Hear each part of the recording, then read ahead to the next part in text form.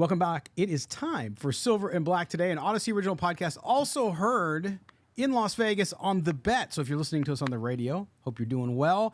If you're listening to us on the podcast feed, thank you for subscribing. If you don't already subscribe, please do so. We would appreciate that very much. You can get it anywhere you get your audio. And joining me as usual is my broadcast partner, my friend, Moe Moton. Mo, how you doing, man? We got a great guest coming up here at the top of the show. I'm really excited to do it.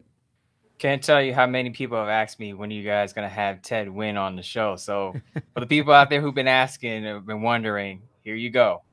Yes. You ask, we deliver. That's right. That's what we do. We're in the business of delivering guests who know a lot more than we do, because that's what we do. So we're going to talk about breaking down Aidan O'Connell, some of the cornerbacks, and joining us, as Mo mentioned, Ted Nguyen from The Athletic. You can follow him on the X, Twitter, whatever we're calling it these days, at FB_film analysis, football analysis, of course. Ted, it's been a bit since we've talked to you. Thanks for coming back. We appreciate you being here. No problem. You guys are hyping me up too much. Now I got a lot to live up to now, but thanks for guys. No, we appreciate it, because I'll tell you, I learned so much watching your stuff, and it's good to get into the technical side of things. I learn a lot from you. I've started to just watch a lot more breakdown stuff, so that as we talk about it here on the show, I at least know, at least from a surface level, what the heck I'm talking about, because sometimes it does get more complex. And of course, imagine this: the Raiders get a new starting quarterback in Jimmy Garoppolo, who I know you're very, very familiar with and have talked a lot about. And the talk of camp is not him. The talk of camp is his backup, which I think he's solidified the number 2. And that, of course, is Aidan O'Connell. So we wanted to bring you on. You did some breakdowns of him after the last game. And I just want to start at the top, because, a lot of folks, we've been talking about him a lot too. Both Mo and I have said, listen, this isn't a guy who's going to start for the Raiders, but as a backup quarterback goes and as a rookie goes, you have to be very encouraged with where he's at. When I look at his traits, when I look at reading defenses, the anticipation he has, it's pretty stellar for a guy with no experience in the NFL. What I want to do is get your sense from the various high level. When you look at Aidan O'Connell through 2 preseason games, right? That's all we got to go on, playing pretty simple defenses. What impresses you most so far, what you've seen? I love that he's able to handle this offense's pre-snap operation very smoothly. In this offense, it could be tough for even vetted quarterbacks to handle. I mean, there's a lot of responsibility put on the quarterback. There's a lot of different checks and options he could go to before the snap, and I thought Aidan O'Connell has just looked extremely smooth doing it. I know the coaches are thrilled with how he's able to handle the huddle. And, that's just very basic stuff, but he's done it at a high level for the Raiders. And then you see the poise that he's able to play with. He's had pretty good protection in the preseason, but I thought, you see the little subtle pocket movements that you want to see for a pocket type of quarterback, because that's who he is. He's not a guy that's going to be running around and making second reaction type of plays. He's a guy that's going to be in a pocket. And if you're going to be a pocket quarterback, you have to have pocket toughness, and you have to be able to move and navigate that pocket without panicking.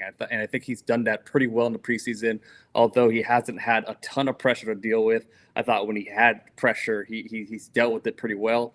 And then the last thing is just his ball placement and accuracy. I mean, almost every single pass he's thrown in a preseason has been exactly where you want it. He's hit receivers on a run. He's made deep passes, tight window passes, and he's hit guys in stride. I think, if we're talking about negatives, we want to see where his ceiling is. And, we know that he has the traits to be a backup. I think, he's going to be at least an operable quarterback in the league. But the question is, how high is the ceiling? And one negative that we've seen from him in his preseason is he has missed some deep passes. And I've seen that in practice as well. And it could just be a timing issue. Maybe he has to work on timing with guys like Trey Tucker and that kind of deal. But it would be encouraging if you see him hit a few of those deep passes that he's missed. Ted, as far as Aidan O'Connell's pocket awareness, one thing I did tell Scott that impressed me. I don't know if you caught this, but there was one moment, I believe, in the first preseason game where pass rusher is coming at him. He pump fakes the ball, gets the defender to jump and throws it away. I felt like most rookie quarterbacks take a sack there and take a loss there. Him having the awareness that he's not going to outrun a defender, he has to be a little more crafty in the pocket and do things like that to get the ball away and not take a big loss. I don't know if that was something that was on your radar, but other than that, I know you take pre-draft notes of these prospects. Is there anything that you've seen out of Aidan O'Connell that surprised you, or is this what you basically expected to see out of him in the preseason so far? I mean, I didn't have extremely high expectations for O'Connell. I did like his motion. I did like his accuracy and his willingness to make big throws in the pre-draft process. But I'm not gonna lie to you. Like, I watched 20 games of O'Connell or anything. I watched him briefly, and and I did see some tools there. He kind of went where I expected him to, which is kind of mid-round, maybe a little higher than I thought he was going to go. But I just liked, I like that his poise translates into the NFL game so far. He didn't have a lot of talent to work with at Purdue, but obviously, this Raiders team has some receiver depth, and he's been able to play with some more talent, in the time that he's played during this preseason. Ted, I'll tell you, you talked about his ability and his mental adjustments, and that's where I've been really impressed with him. And one of the film that plays you broke down was around the pass to Keelan Cole over the middle in the red zone. That's okay, we got dogs too. That play where he was facing combo coverage, I think you said it was cover 2 on one side, cover 4 on the other against the Rams. And he had options. He had three reads to be able to do, and he went to the middle. It wasn't the easiest one, but he found Keelan Cole there, and he made those split-second decisions. This is why I've argued, like, we're not here giving the guy a yellow jacket after 2 preseason games, but from a mental adjustment period, I don't care if the defenses are vanilla. It's impressive to see a young quarterback do that, isn't it? Yeah, no, I absolutely agree. I think, we've seen a lot of these rookie quarterbacks around the league struggle to make those sort of mental adjustments and to stay poised, go through the reads.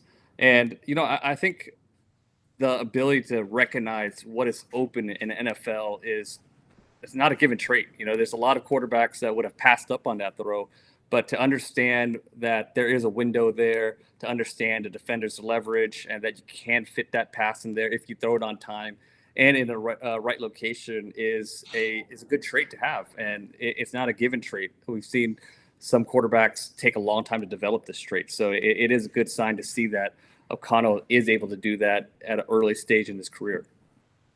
So full disclosure, Ted, I was critical of the pick, Aidan O'Connell. I wanted the Raiders to get a more mobile quarterback because I felt like the evolution of the game and the position, you need a quarterback who could move a little bit more than Aidan O'Connell. And I agree with that sentiment too. And I was just kind of like, oh man. And looking at Josh McDaniels' history, it kind of makes sense that he would get a more of a pocket passing guy in there. But if you're looking at Aidan O'Connell and his traits, what makes him the fit for Josh McDaniels' offense? So if a fan is looking at it as, could Aidan O'Connell eventually be the starter if Jimmy Garoppolo fizzles out or gets hurt? Is there hope that he could be that guy, a decent starter, not necessarily a Pro Bowl player, an All-Pro, but why does he fit this offense, and why could he be a starter for the Raiders in the future?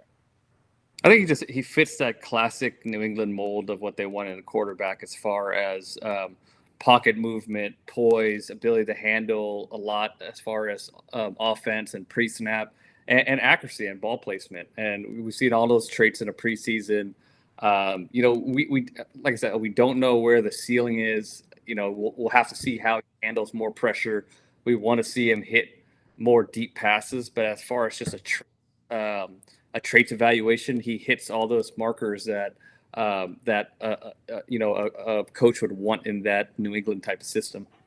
Yeah, encouraging. I mean, for a 4th rounder, we'll see if it continues. And like you said, knowing the history of Jimmy Garoppolo, we've been saying it since they signed him, Ted, which is the chances that he plays all of the games this season are pretty slim based on history. Mm-hmm. So Aidan O'Connell might see some action in the regular season, and maybe we'll get a sense for that ceiling you're talking about. Let's shift gears for the rest of the time we have with you. Want to talk a little bit about the Raiders' defensive backfield, right? So the defensive backfield, I think, got a huge boost. Both Mo and I. Mo is officially the fan club president for Jacorian Bennett since he was picked. But you look at Jacorian Bennett, who's banged up right now. You look at that young room there with Nate Hobbs, Marcus Peters, of course, the veteran there now. What do you think overall of the Raiders and that defensive backfield? They've improved the defensive front, which we won't have time to talk about today, which is good. It takes some pressure off the back end. But what have you seen thus far through camp, through the preseason, that maybe, just maybe, this Raiders defensive backfield is much better than it was in the past? Yeah, I think on paper it definitely looks like they've improved. And I mean, Marcus Peters has looked great in practice. He looks good in joint practices. He's a ball hawk, gets his hands on the ball. But, we don't know how he's going to hold up in a regular season when he's going to be playing receivers that can run, 4.3, 4.2 speed. Can he keep up and not get beat deep? I think that's a big question. I mean, we all know his smarts, but at the corner position on the outside, speed's important. And we have to see where his speed is and his athleticism is at this point in his career. But if he is a solid starter or better than a solid starter, then that take care of one side of the field, and then you have to worry about the other side. And when I've heard a lot of good things about Jacorian Bennett. Unfortunately, when I did get to watch them against the Rams, he was probably a little banged up at the point, so he wasn't getting a ton of reps with the number ones. But what I saw when he was playing the number 2s and 3s was he was locking them down. Like, he was not giving them any space to work with. So that's very encouraging. I mean, he's long, he's fast, he plays patient. So I'm pretty high on him too. We'll see if he ends up being a starter, because starting at corner as a rookie is a tough thing to do. But we'll see if he ends up being a starter. I think he will end up being a starter. But I think there's some other options that the Raiders have that could be solid too. I think, I like the Duke Shelley signing when he signed. I thought he's looked good in preseason so far. David Long has starting experience in the league. We know Faison has starting experience in the league as well. So there are some options. And the good thing about having options outside is it puts Nate Hobbs in a nickel where he really thrives as well. So, like I said, we'll see where Peters is at when the season starts. But I think he's going to be at least a solid starter. And then they have some good competition on the outside, and we'll see who emerges. I think Bennett will end up being the guy. And if you are able to get a rookie starting corner from the draft, that's always a great thing to have. Ted, before we let you out of here, I have to ask the linebacker question, because that's been the big question since this offseason started. What are the Raiders doing at linebacker, and how comfortable are you with this linebacker core? Darian Butler goes on IR, so his season's over. I wrote a piece that I think Drake Thomas has a shot, the undrafted rookie out of, I believe, North Carolina State, to make the roster. I think his run fits and run defense is pretty solid. What do you think about the linebacker group, and are you as nervous as I am about that unit? I think the defensive line is going to have to be really good. I've always liked Divine Diablo. I always thought, when he got playing time later rookie year, I like the traits and potential there. Obviously, he was hurt last year, but I still have some hope that Diablo could develop into a really good linebacker. But Spillane, he's looked good in practice and camps reportedly. But when I reached out to my Steelers people about him when he was signed, they did not have a lot of great things to say about him. Yeah. Character, everybody loves him, but traits wise, there's a reason why he was, they let him go for nothing. So little worried there. Hopefully Spillane can at least be a average linebacker, but it's a very thin group after those two guys. So it's probably the thinnest group on this Raiders team. Yeah, they're going to have, like you said, that defensive front's going to have to come through. And, of course, Chandler Jones hasn't been in practice in 10 days, so we don't know where he's going to be. So it'll be interesting to watch that. But make sure you follow Ted up on Twitter, because his stuff he sends out is just fantastic. It's great. It's educational. It's at FB_film analysis. Ted Nguyen, The Athletic. Man, thanks so much for joining us today. We really appreciate it. Thanks, Ted. No problem. Thanks for having me on, guys. Talk to you later. Yep, take care now. All right, there you go, Ted. Always great stuff, man. It's phenomenal. I sometimes am in awe of people like Ted who can get into the X's and O's so deeply. Now, I know it's his job. That's what you'll say out there. But nonetheless, he breaks it down really easily for people to do it. And his Aidan O'Connell stuff, and obviously, as he said, like everybody, like we've been saying on this show, hey, how high is the ceiling? We don't know. He's doing really, really well. He's got all the traits that make up a good NFL quarterback. We just don't know until we get a little bigger sample size. So first things first, one of Ted's recent pieces about how to look at one-on-one drills is very important for the people out there who like to look at those viral videos. Take a look at that column, because it'll tell you that you may not see what you're actually seeing, or the pros or coaches look at these one-on-one drills differently than we do from the outside. But the thing that stood out to me too, and I don't want to be negative, but he talked about Aidan O'Connell's deep ball accuracy. And that's one of the things that I had a concern about coming into the draft process, that yes, he can throw deep, but he's not the most accurate going deep. And as Ted just said, there were some misses he had at practice going deep. So I'm wondering during the season, if Aidan O'Connell has to get some time, are they going to rein him in? Not to tell him not to throw deep, because if a guy's open, you throw the ball down there 20 yards, whoever it is, especially if it's Devontae Adams. But I'm wondering if they kind of put a cap on him if he has to play in regular season to, hey, take care of the football, don't make any mistakes throwing 20 yards down the field. Well, and it's interesting because with O'Connell's deep ball, the first play of the last game against the Rams, he had a touchdown. And he threw the ball wide. It went way out of bounds. It was not even close. It was not a good pass. But then later in the game, I think to Trey Tucker, he throws a 25-yard in, right? A comeback. Trey Tucker goes down 25. Usually don't see those plays go that long. And he nails it, right? So whatever it is, it's leading the receiver on the long routes. There seems to be some accuracy there, and it was something from college. Now, we've seen that with a lot of quarterbacks coming into the NFL too, is they will be accurate, but then as they get those breakaway plays, as they are able to go downfield, sometimes they get a little wobbly. You don't know if it's feet, if it's nerves, or what it is. But there were two plays actually against the Rams that O'Connell missed that could have been touchdowns, really, if he would have been accurate on the knock ball. So everybody's got stuff to work on, though, right, Mo? I mean, I think in the last get a preseason game, named after me. You already have one, so I got to work on. No, I'm just kidding you. But you know what I'm saying? You there has to be. He's a developmental project. He's a backup quarterback. He's maybe ahead of schedule in many ways, but that long ball is something you just got to work on. And I was just going to say, maybe I'm the belief system is if there's something that you need to work on it during the preseason when the games don't count, because you make a mistake and it looks bad on film maybe, but you're not impacting the regular season, a team's playoff race or anything like that. So if a deep ball is something he has to work on, I'd want to see him throw 5 or 6 of them in the last preseason game against the Cowboys, just so that he can get a feel for it on the pro level. Absolutely. All right, we're going to step aside for our first break. When we come back, Mo and I will be back. We're going to talk about some of the roster moves and other Raiders news, obviously, later in the program, too. The last segment we devote to you. The Raider Mailbag segment's coming up to end the show. So don't go anywhere. You're with Mo. You're with Scott. This is Silver and Black Today. Hey, everybody. Welcome back to the second segment of Silver and Black Today, an Odyssey original podcast. Moe Moton, Scott Gulbransen with you. By the way, follow Mo on Twitter. He's lonely. No, I'm kidding. He's not lonely, but you need to follow him just because of his content and the conversation that ensues off Mo's Twitter handle.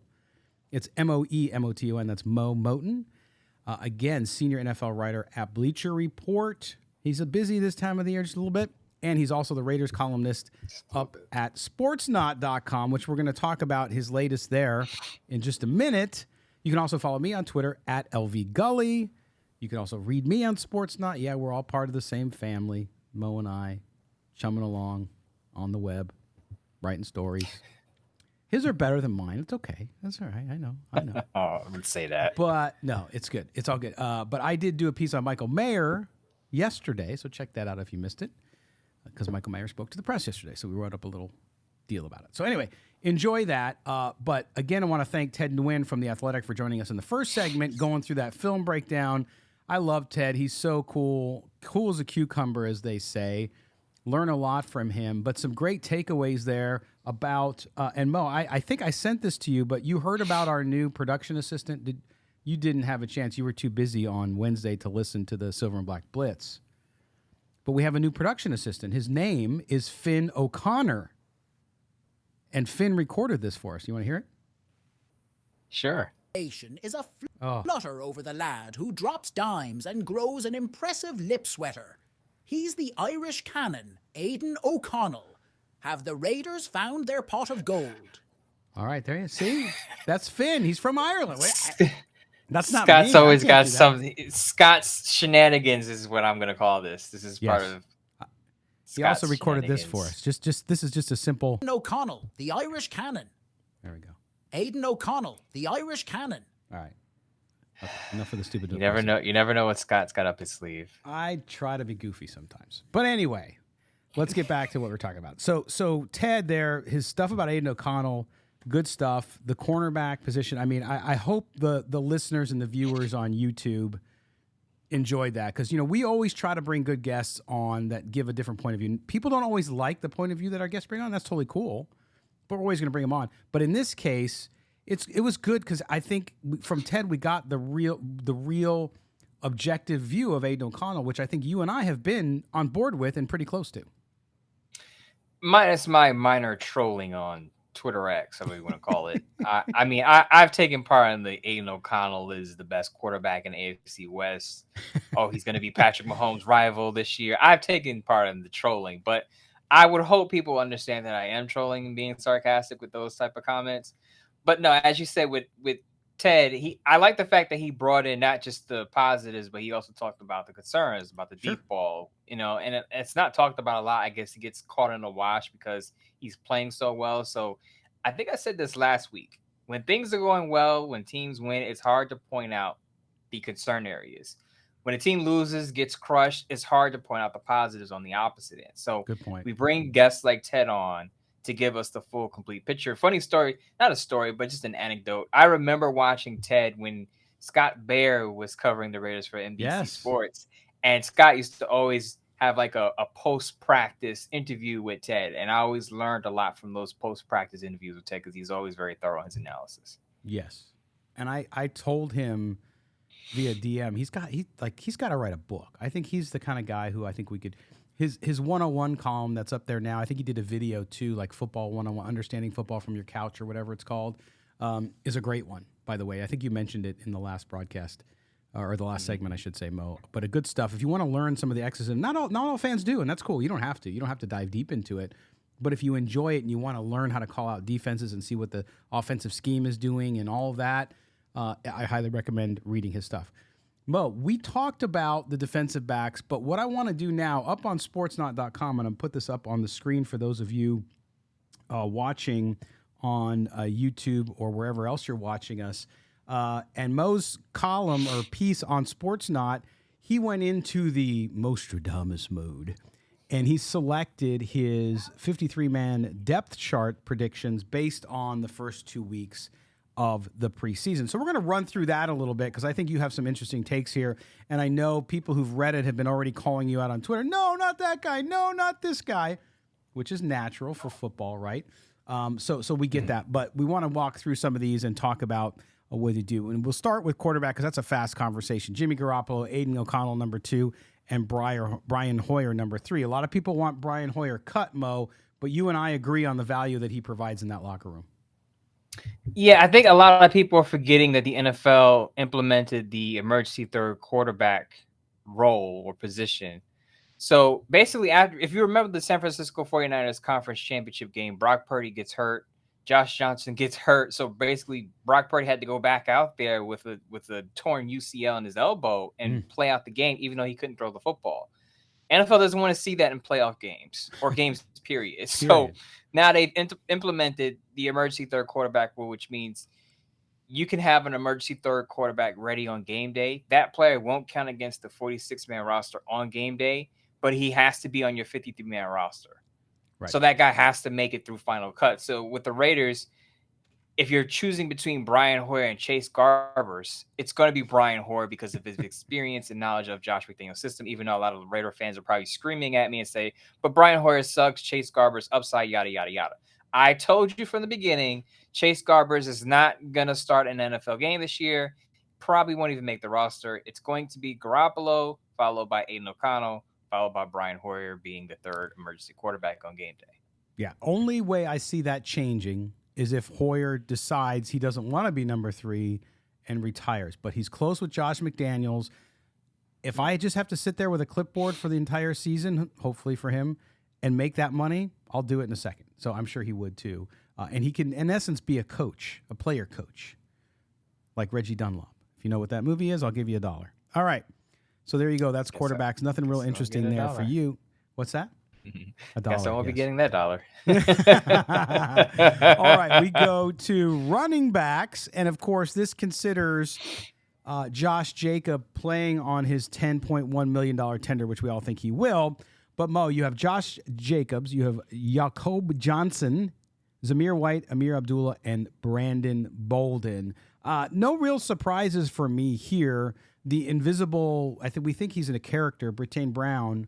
I don't know that he actually exists because I've never seen him. But, no, I'm kidding. But this isn't a surprise here, too. Nothing really that you've gone out on a limb on this one. No, and there was no room to go on a limb. You mentioned Britton Brown, and you haven't seen him because he's been hurt. Vinny Bonsignore tweeted this on August 5th that he had a lower body issue. Mm-hmm. And since then, they haven't reported that he's been seen at practice. So I think Britton Brown's probably going to go on IR. Unfortunately, he was the guy that I was looking for to see if he can kind of get some carries this regular season, because I liked what he did last year in the preseason, but it just hasn't been able to play. So there are no surprises at the running back position behind Josh Jacobs, assuming he's back, because Vinny Bonsignore and Josina Anderson have said there's optimism that the Raiders feel that Josh Jacobs will be back before week 1. So again, no surprises there. It's probably all mapped out, unless the Raiders decide to cut Brandon Bolden, but I don't see that happening simply because he's close. I don't want to say close to Josh McDaniels, but he's played a lot of years in Josh McDaniels' system. Yeah. He's a core special teamer. He's a leader in that locker room. I don't see him going anywhere. So the running back position is pretty much set in stone. Yeah. And I think from a short yardage situation point of view, too, I think he's still effective there. So we'll see it. Now, if we go to wide receiver, as we look at Mo's story up on Sportsnot, you have the starters, Devontae Adams, Jacoby Myers, Hunter Renfrow. Maybe you should have put an asterisk next to that one. And then backups, DeAndre Carter, Trey Tucker, and Philip Dorsett. I don't see any big surprises here to me, Mo. I think this is pretty close based on the performance through 2 weeks. I mean, the Hunter Renfrow one, we're starting to see now in the NFL, and you and I were talking just before we went on air about the New York Jets and their situation. They're getting desperate for why. You start to see teams now as you head towards the regular season, as we talked about 6 weeks ago, they're going to need a receiver. They might overpay or pay a lot to get a guy like Hunter Renfrow. The Raiders have a deep wide receiver room. If he stays, absolutely he's a starter. But this could be that time, Mo, where we start to see some movement there. And if there is interest out there in Hunter Renfrow, he could be gone pretty soon. Yeah, my buddies over there in Gang Greenland, the Jets fans, are getting a little antsy after Corey Davis retired on Wednesday, and they want a slot wide receiver because they traded Elijah Moore to the Browns earlier this offseason. Corey Davis, as I said, now retired. They're looking for wide receiver help behind Garrett Wilson and Alan Lazard, and they're talking about, hey, why don't the Jets go out and get Hunter Renfrow? Remember, Aaron Rodgers basically restructured his contract to give the Jets a lot of cap flexibility, so they have the means, they have the room to acquire or absorb a big contract wide receiver position. So we'll see. I'm not saying that the Raiders are going to trade Hunter Renfrow to the Jets, but if it were to happen, I wouldn't be surprised. Right. And the backups you have there, DeAndre Carter, you and I talked about him on Tuesday because of his special teams. You talk about if you're going to be 4th, 5th, or 6th wide receiver, you got to contribute in other ways. And certainly DeAndre Carter has that. He almost broke that punt back for a touchdown had he not stepped out of bounds. And then Trey Tucker, of course, the draft pick, developmental player who they believe in and has flashed some great ability. We've seen it. And then Philip Dorsett, who's also valuable on special teams and is a veteran. So I think that rounding out that group, that's a veteran group. It's not like outside of Trey Tucker, you don't have a lot of youth. I should say youth. You don't have first, second year players there. You got guys who've been around, who know what it's all about, and that's great for Jimmy Garoppolo. It's definitely great for Jimmy Garoppolo, but one thing I will say is when I did my Bleacher Report live stream, a lot of people were in favor of keeping Keelan Cole, right? And I pointed out something that I don't know if you and Murph talked about this before I got on the post-game show, but Keelan Cole is playing deep into the fourth quarter. Usually that's not a good sign. That's not a good sign for you making the 50-man roster when you're playing late in the fourth quarter in a game where the starters are getting reps at the beginning of the game. Because usually, I think I said this last week, it used to be the third preseason game was the dress rehearsal for the regular season. It seems like it's now the second game since they cut off one preseason game. And to see Keelan Cole out on the field in the fourth quarter, it leads me to believe that he's on the bubble and they'll allow him to audition himself to the other 31 other teams. And I understand fans' reaction to Keelan Cole because he performs well. He had the nice play in the red zone that we talked about earlier with Ted from Aidan O'Connell.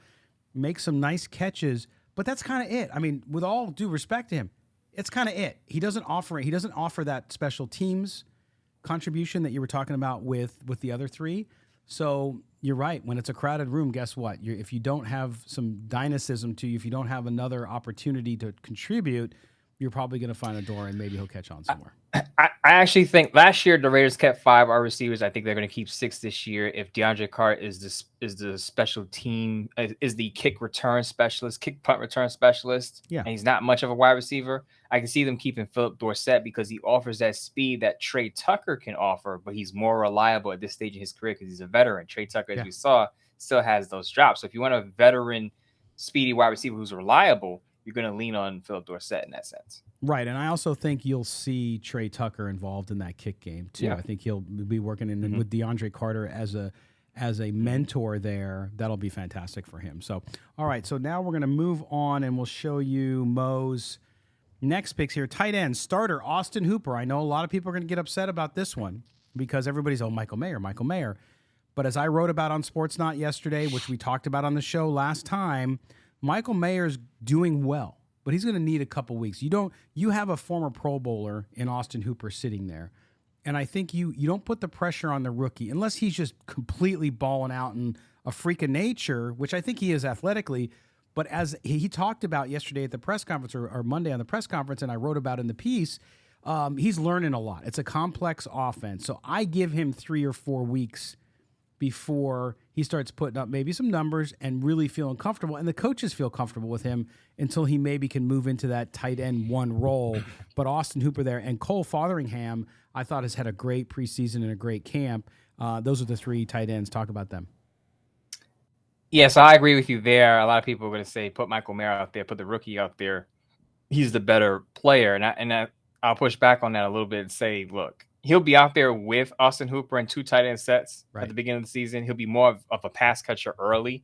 I think he'll refine his blocking abilities. He'll be able to get on the field a lot more in that sense. But as far as the complete tight end, Austin Hooper is that right now, and he's the veteran. But I wouldn't be worried about Michael Mayer's role just because he's listed as a backup. He's going to get a fair amount of snaps playing tight end as a pass catcher. Cole Fotheringham, as you said, reminds me of what Jesper Horsted was last year in the preseason. Jesper Horsted, you, Murph, and I talked a lot about Horsted last year, how he played well in the exhibition. That was Cole Fotheringham this year. The first game, more of a pass catcher, I believe 5 catches, 71 yards. The second game, more of a blocker. And I think he excelled in both areas. So as a tight end, you got to be able to catch and block if you're going to be a complete guy. Cole Fotheringham has shown that. He's definitely, to me, I wouldn't say definitely, but I'd say he's going to make the roster. There you go. On to offensive line. Starters, Colton Miller on the left tackle, Dylan Parham left guard, Andre James at center, Greg Van Roten at right guard, and Jermaine Illuminor at right tackle. The backups, Justin Herron, McClendon Curtis, and Thayer Munford Jr. I think some people, because Munford Jr. has played so well, are forgetting about Jermaine Illuminor and what he's been able to do over the last year and a half and improve himself. And I agree. I don't think you're going to go in as great as Thayer's played. I don't think you're going to go in with him as a starter. I think you have the starters nailed here. Herron is the surprise, I think, of that group.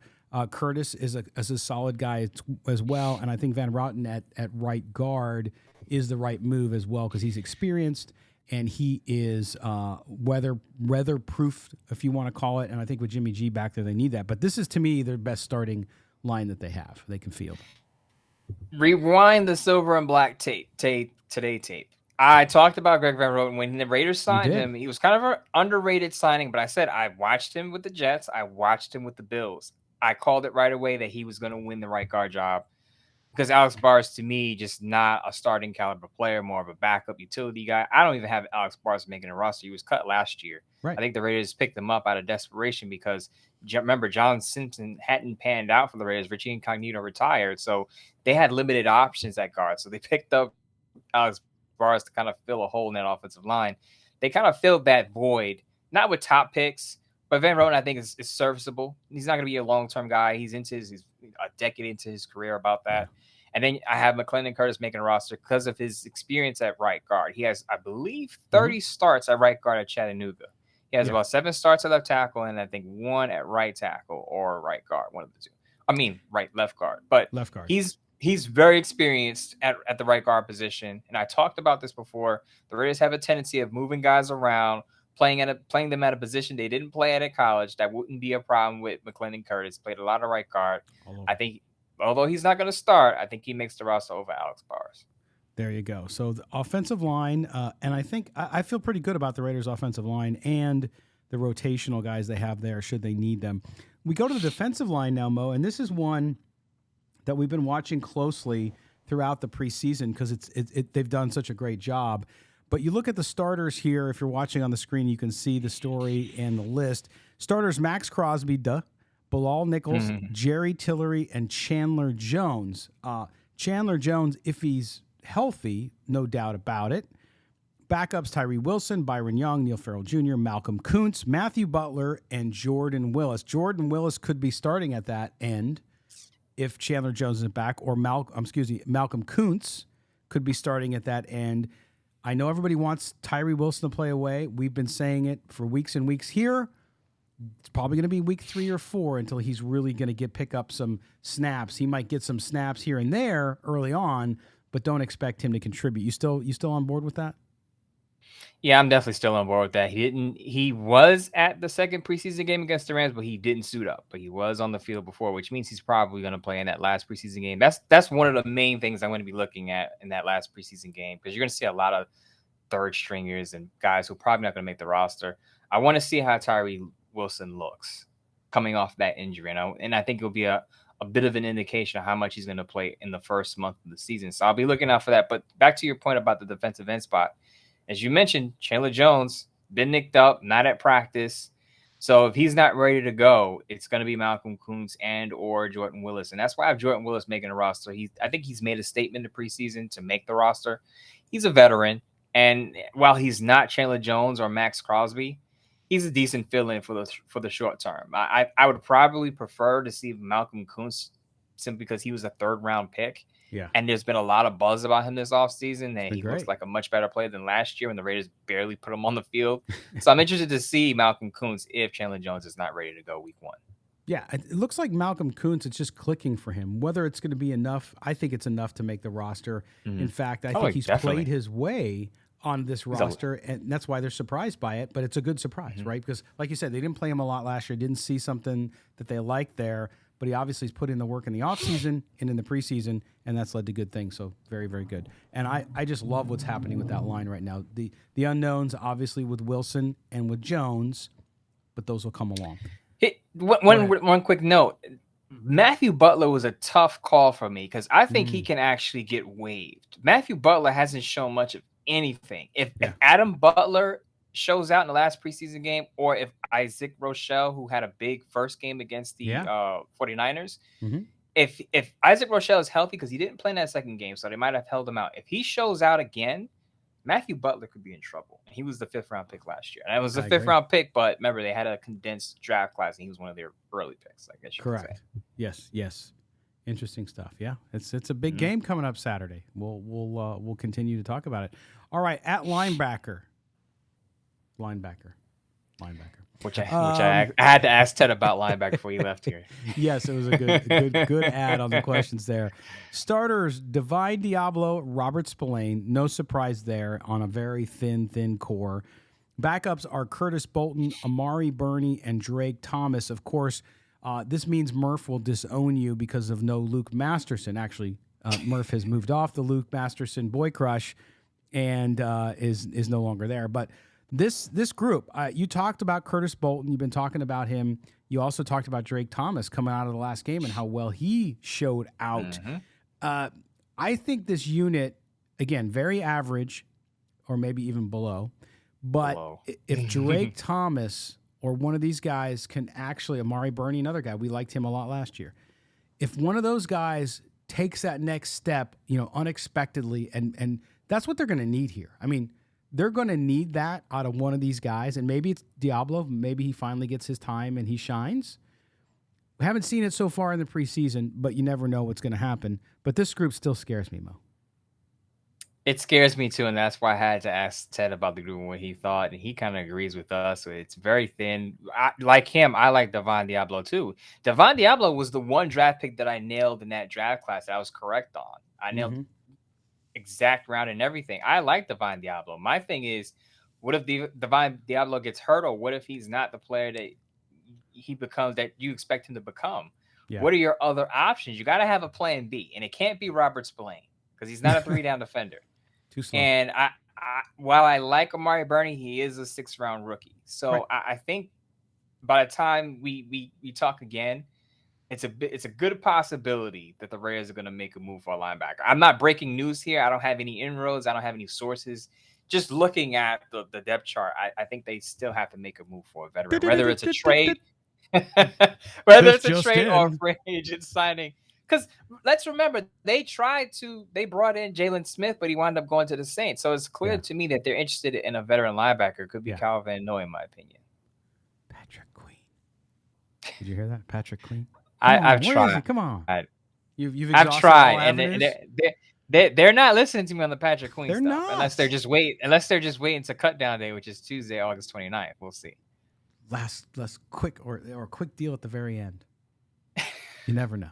Okay, on to finally cornerbacks. We look at cornerback starters. Marcus Peters, that's a no-brainer.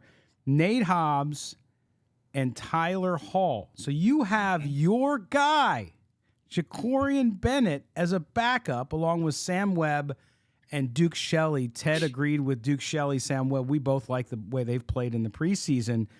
Talk about Tyler Hall over Jacorian Bennett at this point.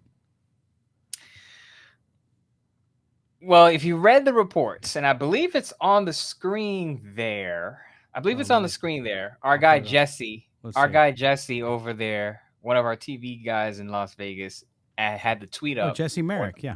Jesse Merrick had the post up, and basically Josh McDaniels said that he held out some guys, including Jacorian Bennett, because he's feeling the nicks and bruises from camp. So what that tells me is he may not be ready to go full throttle week 1. So he's probably, if he's still banged up, not going to start, which opens up a spot in the secondary. And I think you want your best guys out there in nickel. And while I want Nate Hobbs to play in the nickel, I totally agree with the people who say move Nate Hobbs back to the slot. I totally agree with you.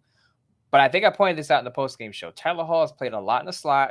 He's played both safety positions. Yeah. So if I can have Nate Hobbs and Tyler Hall on the field at the same time, I'm fine with that. Now, I know some people say, well, put Duke Shelley out there. Duke Shelley, I know he played outside last year with the Vikings, but a little small. There could be some, matchup issues there.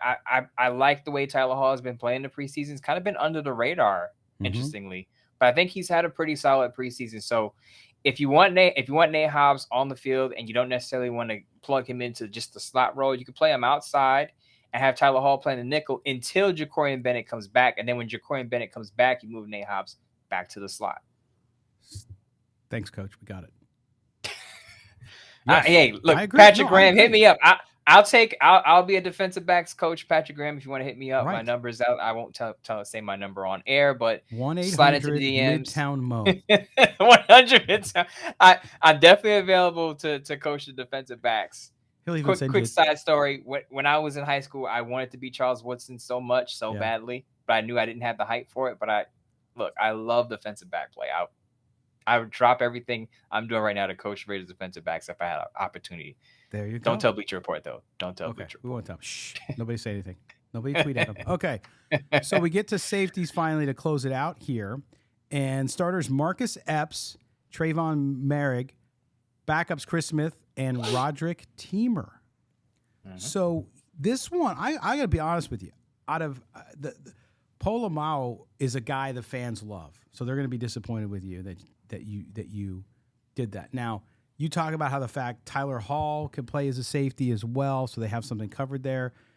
But I got to tell you, Mo, I just have no feeling or gauge on this group because part of the preseason, we haven't heard a lot of coming out of camp. There's been nothing from all the guys and gals who covered the team really much about the safeties. A little report here and there. But in the preseason, you talk about playing vanilla defense. Well, offenses, too, aren't showing you everything. And so I have not seen a lot of testing of the safeties of the Raiders. Now, maybe against Dallas, we see some. I'd like to see some just so I can feel something about it. But I have no idea. I mean, I look at your list here and I think, yeah, it makes sense. But I have no idea. I just don't know how to evaluate them at this point. The safeties haven't popped this offseason. No. They just had you heard about the cornerbacks. We just talked about maybe linebackers are better than we think with Curtis Bolton, Mari Burney.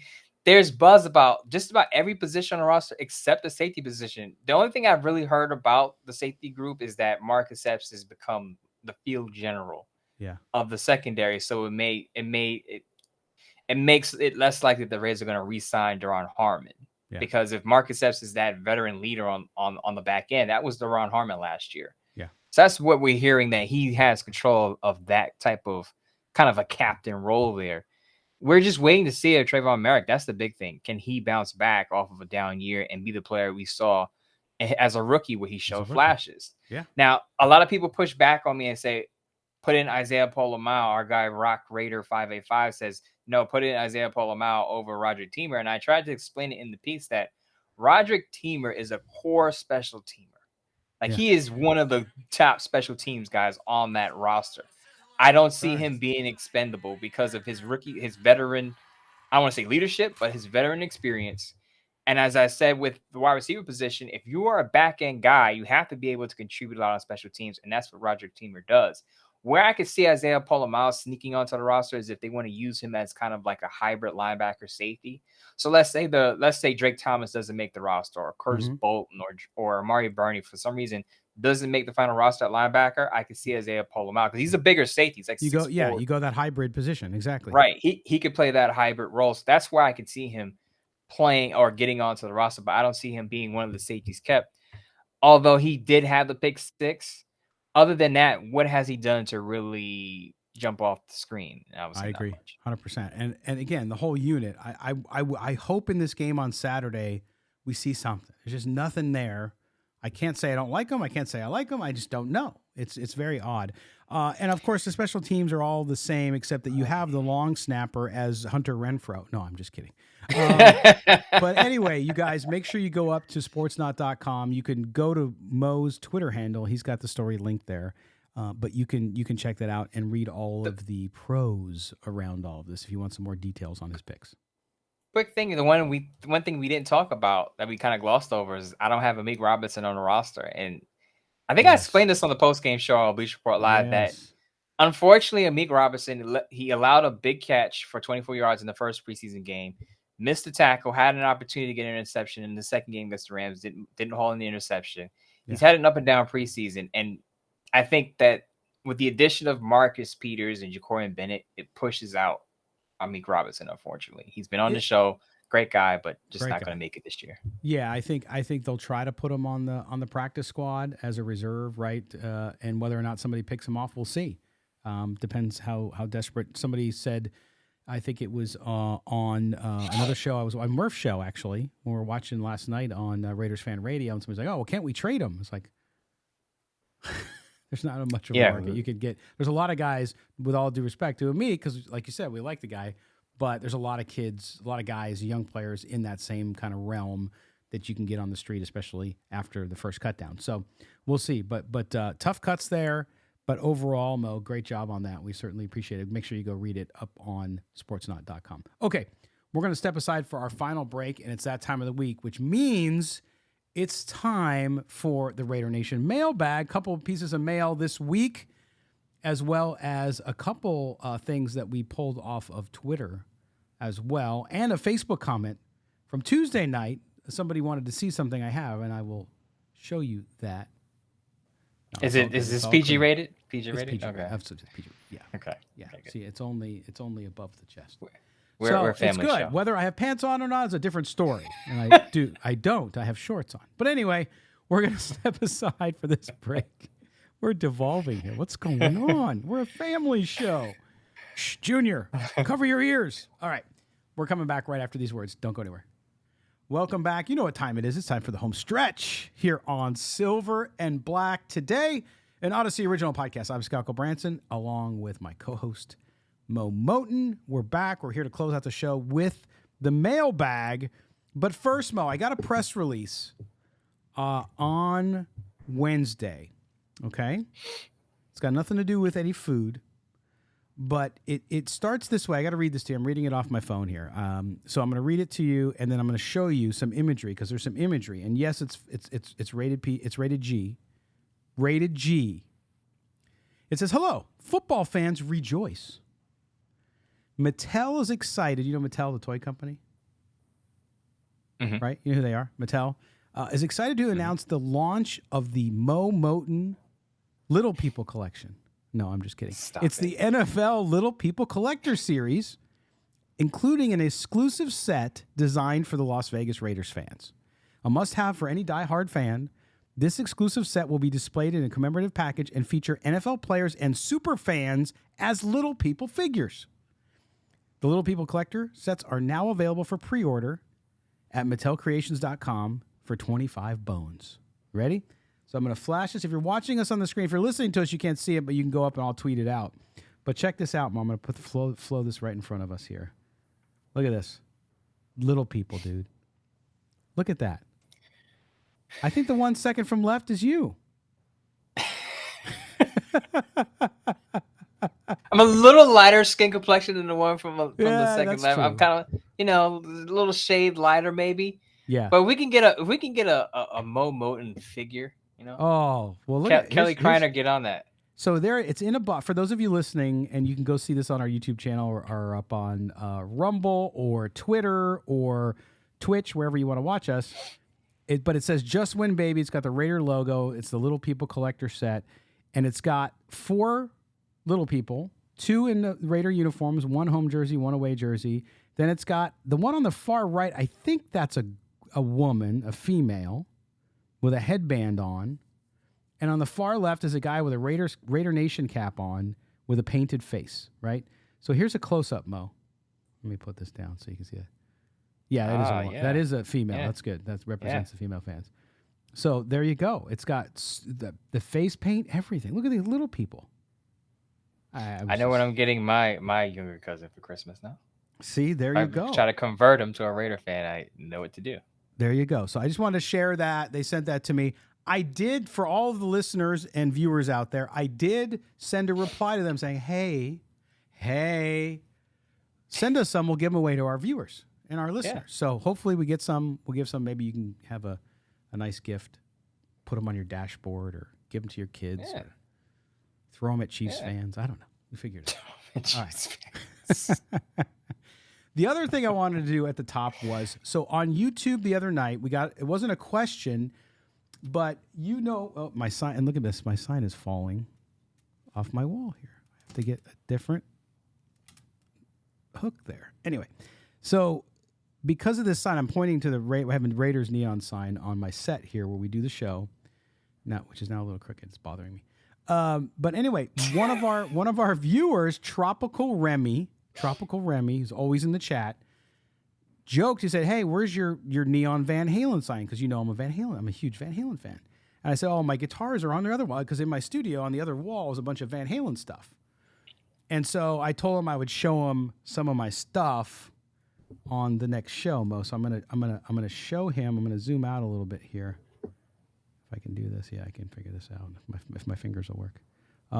To show him some of my Van Halen guitars. So I'm going to show, this is for you, Tropical Remy. That's my 5150 right there, as you can see. No, I'm not going to play for you right now. Why not? I'm very rusty. I am working on the Moe Moton love theme. Oh my goodness. It's all twanging guitar. And then Remy, here's the other one. This is the kind of 78 original. Anyway, so there you go. So there's so I want to give the viewers what they asked for. What they asked for, yeah. That's what they asked for. So let's bring Mo back on here so I'm not just here alone. So there you go. So that's the first 2. I know it's not technically mailbag, but it is because listeners ask us and stuff like that. So we talk Little People and Van Halen guitars. So what are we talking about? Football? Yeah, okay. So let's get to the mailbag, Mo. This one comes from another viewer on YouTube who took my advice and sent in a piece of mail as well. This is from Raider Worm 1. He says, "What's up, downtown Scott and midtown Mo? It's Emmanuel, a.k.a. Raider Worm from Sacramento. I love the show and the year-long Raiders content. I've been listening to you guys since 2019 on Raider Nation Radio when I couldn't decide if I should listen to Scott and get Dr. Jen bars or Q's Built bars. So I bought both. So if you guys go, I have to explain that a little bit. When I had my daily show, I was right on after JT the Brick in the afternoons, and I had a sponsor, Dr. Jen's nutrition bars, which were unbelievable. And Dr. Jen and Andrew out in Vegas, they're still viewers and listeners, so shout out to them and their product. So we used to have sponsor for that, and then Q on his podcast had Built bars. So that's what Emmanuel's referring to about that. But he says, my question is, do you guys think there will ever be a time when NFL would let running backs get drafted out of high school so the player would play more in their prime and get a good second contract, or maybe put running backs on a run count, kind of like they have pinch counts on pitchers in Major League Baseball? Thanks. By the way, Mo, I don't mind at all ketchup on my hot dog sometimes. Emmanuel. Automatically, name him. His name is Emmanuel, right? Emmanuel. Yes. Emmanuel is a Hall of Fame listener just off of that comment alone. Thank you, Emmanuel. Raider Worm 1, wherever you want to be called. That is an excellent comment. Forget everything else in that email. The fact that he puts ketchup on his hot dog and he's fine with that is excellent. Well, he didn't tell us he might be 13. I doubt it. Raider Worm might be 13. No, stop it. That is not. No. Raider Worm, you broke my heart, man. You broke my heart. But anyway, his question about NFL running backs. Coming out of high school, look, they don't let any football players come out of high school. You see it in college basketball only. Every other NCAA sport except for baseball. And in baseball, just for knowledge purposes, in baseball, you either have to come out right after high school, but as soon as you start college, you have to stay until you're a junior, okay?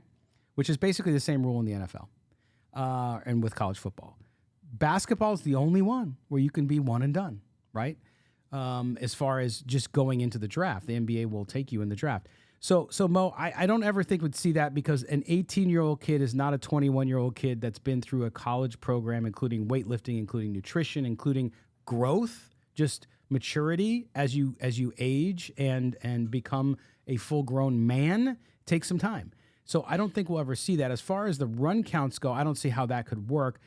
Look, there's nothing wrong with these guys. I understand the empathy for them to say, well, geez, these guys, they're doing this.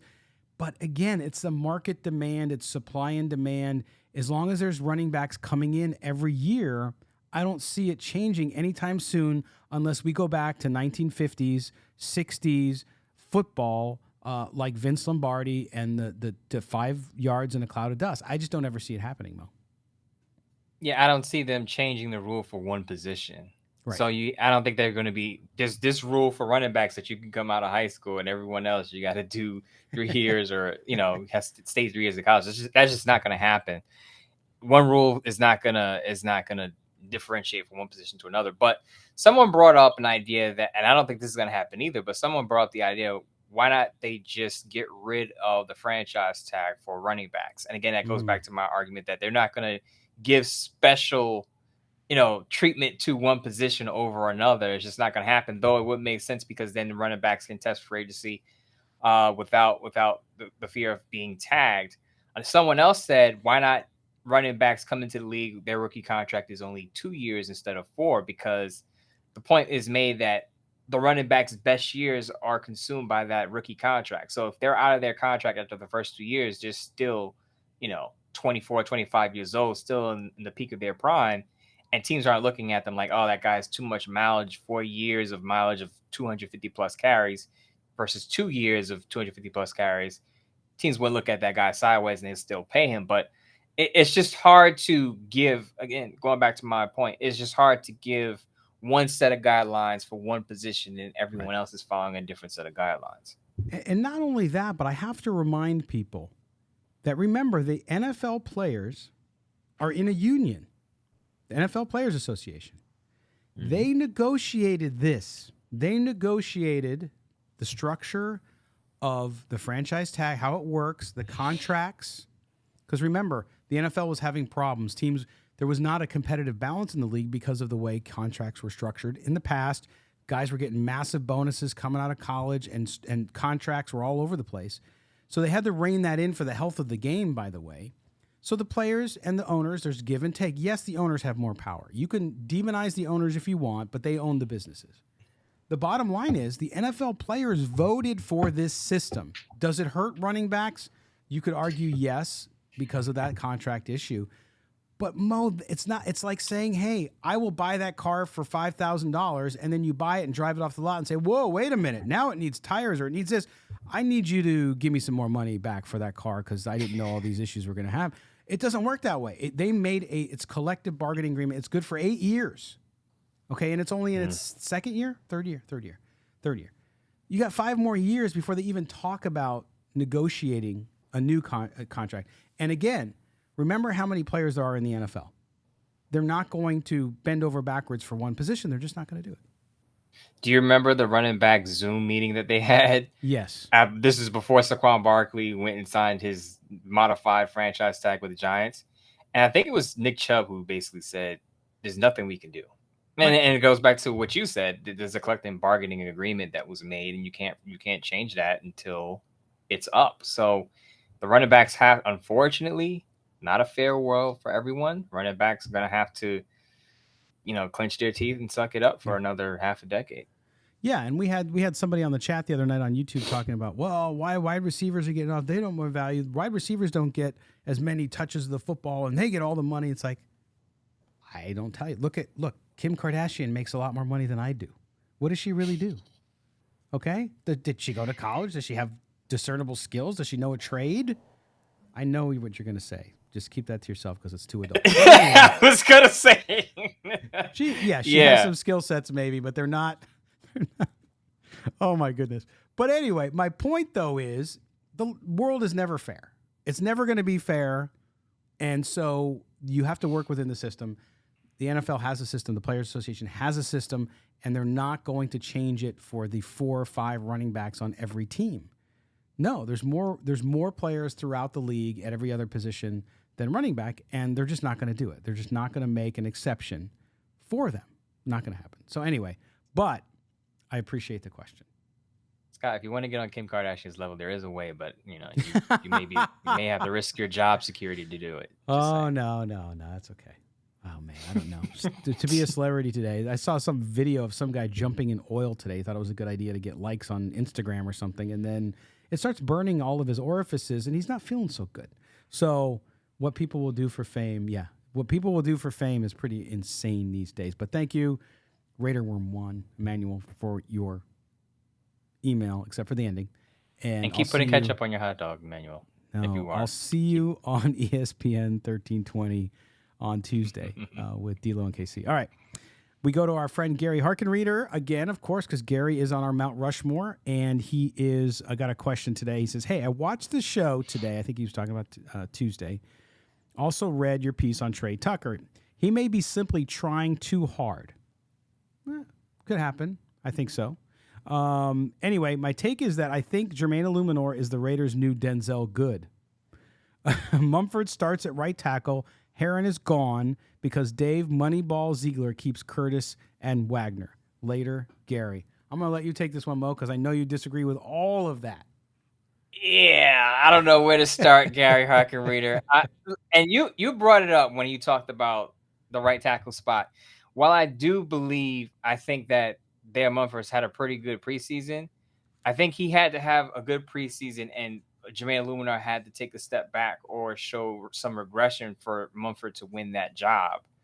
And I don't think Jermaine Illuminor has skipped a beat after having a pretty good 2022 season. So I think Jermaine Illuminor holds on to the right tackle spot, and Theo Mumford is the first off of the sideline. Now, as far as it goes I do agree with Gary saying that McClendon Curtis makes it. So we do have some common ground there. But with Dalton Wagner, I think he goes to the practice squad. Dalton Wagner has been exclusively at right tackle. So are the Rays going to keep 3 right tackles? And I know Jermaine Illuminati has some position versatility where he can play outside, he can play left tackle. But if Dalton Wagner had played left tackle during the preseason, I would say, yeah, he could probably make the roster there. But to me, it seems like Justin Heron is going to be the backup left tackle now that Brandon Parker's on IR. Jackson Barton used to be that guy. Now he's on the Arizona Cardinals. Remember, just keep in mind, Heron played under Josh McDaniels in New England. He had a serious knee injury last year. He's coming back off of a serious knee injury, and he has Patriot ties. I'm not saying that automatically grandfathers him into a roster spot, but being that he's been the primary guy but as the left tackle this year with Colton Miller out, he's probably going to make the roster and be Colton Miller's backup in the regular season. All right, Mo got me. He finished right when I was drinking my Gatorade. Gary, as always, man, we appreciate you. Thank you very much for your notes. And by the way, Gary sends multiple emails a week, which I enjoy because he's always got good stuff and it's funny. Sometimes it's just stuff between him and I, but he is a great, great listener and a good friend to Mo and I, so we appreciate it. And Gary, even though we disagree, we'll see who's right. Man, we're on common ground with McClendon Curtis. So I'm pulling for McClendon Curtis to make it. We got some common ground. We'll see how the tackle positions shake out, though, because a lot of fans, actually, Raider fans out there, disagree with me about Justin Heron making roster. Yeah, I don't. I see what you've seen, and I like it. All right, our last mail of the day. It's a short one, but we'll get to it here, and it's to Mo. It says, Mo, Hunter Renfrow, trade or nah? What can we get for him if we are to trade him? That's Dave in San Jose. Dave in San Jose, thanks for your mail. Mo, what do you think? Hunter Renfrow, we talked a little bit about it earlier. What do you think? You said one time it was 90, then it went down to 50%. What do you think now with what you're seeing, like with the Jets and some of these other teams really starving for wide receivers, especially in the slot spot? I'm going 40% now because if you read the reports, Hunter Renfrow is banged up. I don't know if you saw Tashawn Reed tweeted this, that he was on the practice field, but he was wearing a red jersey. No, that's the no contact jersey. Usually mean a player is hurt or dealing with some type of injury. What team is going to trade for Hunter Renfrow now that they have to pay a fully guaranteed contract and he's banged up again? He was banged up last year. Coming off an injury last year. Right. And he's banged up again. So that hurts his trade value. Yeah. Now, unless the team is completely desperate, maybe the Jets feel like, we're fine with Hunter Renfrow. If he's banged up for the first 2-3 weeks of the season, we just want him on the roster for the long haul because they have Super Bowl aspirations. But other than that, his trade value just keeps taking hits. He's coming off of an injury-riddled season, didn't have a lot of production, didn't see him in the preseason, and now he's hurt again. Yeah. I don't think they're going to... If they do trade him straight up, you're getting a day 3 pick for him. Right. Probably a 5th rounder, which is what he was coming out of Clemson. Right. And so that's where I think the decision comes down, Mo, is because of the money, the $14 million, they're going to have to decide, do we risk keeping him, meaning if there's not a lot of interest out there, do we risk keeping him or do we try to find a partner who'll give us anything? And so we can offload, even though they're going to take some of the hit, offload the salary, because that's what it comes down to. And it's unfortunate because early on it seemed like he was really, really doing well in camp and all the reports, which is great because all the other teams, all the other GMs, they're seeing the same reports we are. And then it suddenly came to a halt with the red jersey and the being held out of contact. So we'll see. And he hasn't played in the game, as you said. So there's no live action. There's nothing to go by, no recency, which definitely hurts his value. So I think Dave in San Jose, I might move mine to 50%, Mo, but I think 50% is as high as you can go right now based on the facts that you just gave. If the talk about Hunter Renfrow is that whatever he's going through right now is minor, I could see a Super Bowl caliber team still acquiring him because they're saying we don't need him necessarily for week 1 to 4. Right. We need him for the playoffs. As long as he's healthy by the time we get to January, we're fine with that. That's the only way I see him getting moved. And even then, you may have to package him with a draft pick, maybe package him with a 5th or 4th round pick to get a higher draft pick. Right. But with the way Trey Tucker's had his ups and downs, and if you're not going to use DeAndre Carter much as a slot wide receiver, then you kind of need Hunter Renfrow. Yeah. Right. So yeah, I've come off of that strong prediction that he's definitely going to get moved. While I still think it's a possibility he could be moved, as I said, his market just keeps dropping by the week with the injury and just seeing what he did last year, which wasn't much. Right, and I think, like you said, they would sort of need him. I think Jacoby Myers there, obviously. But I think, too, and I know it's starting from Jets fans and Jets websites and shows talking about Hunter Renfrow because they're in desperate need, but they also have the salary cap space. So it's not a bad guess of a spot that might be open for him to go to or a team that might be interested. We don't know for sure. We're not reporting that. We're just saying it would make a lot of sense there, so we'll see. But anyway, Dave, thanks again for your message. Always good stuff. Time to close out the show. I know we went a little long today, but we had the roster to go through and the great interview with Ted. Man, we are just kicking it. I'm telling you, I love our listeners and our viewers just giving us great ideas for content, trying to bring you great guests so you guys enjoy the show. And the feedback's been great, Mo. I'm proud of what we're doing here. I'm proud of you and what you're doing with the T-shirts. I should say we're doing with the T-shirts, getting charity. I didn't show them on the show, but remember, go buy your Midtown Mo shirts. Go buy your Irish Cannon shirts. $4 from each one goes to the One Nation Foundation, Murph, Swag Jeff, and Michelle, and what they do for Raider Dad, what they do for the Blitnikoff Foundation, and others. So make sure you go do that. Also, DC4L Custom Tees. Of course. That's the guy that's pushing the merch. If you want to find it, that's where you're going to find it, DC4LCustomTees.com. Yes, and by the way, if you go and you order anything on their site, so you want to go order a different Raider shirt, I mean, of course, you're going to toss in our shirts. I say our shirts because we're promoting them and it was our idea, but it's all going to charity. We don't make a cent off it, by the way. But if you want to order one of his other killer Raider Nation T-shirts, because you listen to or watch Silver and Black Today, is going to give you 10% off. So you just use SNB today as the discount code on any shirt, and you get a 10% discount. So make sure you do that. So we're giving you. So go buy it. With the discount you save, you can buy another shirt and help out a charity. It's a win-win. I love it. For the people in the Northeast Coast whose kids are going back to school very soon, I know New York City has. I know your kids have already started up, but in New York City, we don't start until after Labor Day. If you want to get your kids something for back to school, I know it's not the most snazziest shirt, but I mean, a Midtown Mo shirt would be pretty sweet to wear on the first day of school. And by the way, he did put up their hoodies. There's hoodies up there. Uh-huh. And for the young moms out there who we know like to watch Mo, they have little kitty ones. So there you go. They have like toddler stuff. I mean, imagine a little toddler like learning how to walk in a Midtown Mo hoodie. Yeah, I dig that. A little redhead kid with an Irish Cannon sweatshirt on. We're giving to you.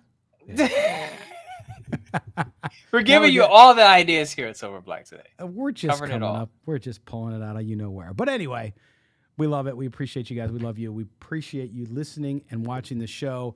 This August has been massive for us. We can't believe how many of you are listening to the show. It's just been huge, the growth over last year at this time. So we want to thank you guys for all of that. As we put in the hard work, and you guys certainly appreciate it. For those of you that don't like us, thank you for watching anyway, because you're there and we love it. So we know you're part of that too, so thank you. All right, Mo, what do you got coming the rest of this week? I mean, obviously we got tomorrow's Friday. I know you have your post game with Bleacher Report. What else you got going? Got my post game Bleacher Report, and I'll just pop on with you and Murph and just kick it with you guys after the game and just kind of wrap up the preseason. Hoping for another win. I know people don't care about wins in the preseason, but the Ravens lost to the Washington Commanders on Monday. So that means the Raiders have the longest preseason win streak at 6. Yes. I know it doesn't mean anything because it's the preseason, but got to celebrate your victories as they come. So I'll pop on with you guys after the game, and maybe we celebrate, pop a champagne bottle or something like that. The preseason Super Bowl. Yeah. You know Gotta what? celebrate something. The sports books lost a lot of money, or I should say won a lot of money of the Ravens losing. So don't say it doesn't matter. When it comes to gaming, it matters. Trust me. As Kelly Kreiner would say, who bets on everything, including like baby races. Anyway, we're going to... Turtle races, anything he can find. I remember, real quick, like 2 seconds, sorry. During COVID, everything shut down. And and I'll protect his privacy here, but where Kelly works, they have some TVs there. And I go in to see him, and because, it's illegal to talk to people without a mask during that time.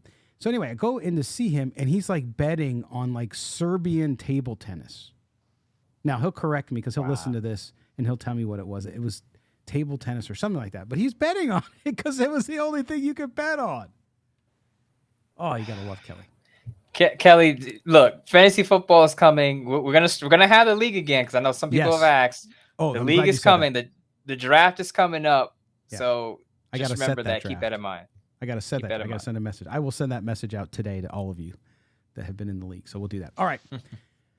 Also, a reminder here, Murph and I will be here, as will Mo, towards the tail end of the show after the game. So after the Cowboys game against the Raiders, we will be live again in all the channels we're live in, which include YouTube. Best place I think to watch it because you can be part of the chat there.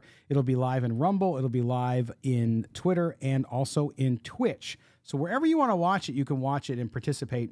But we'll be there to talk about it after the game. Do us a favor, make sure you subscribe to the podcast. If you don't already do it, put on the auto download for us. Also, subscribe wherever you're watching us and hit the notifications bell, including on YouTube, so you get notified whenever we're ready to go. Mo, I will talk to you on Saturday night.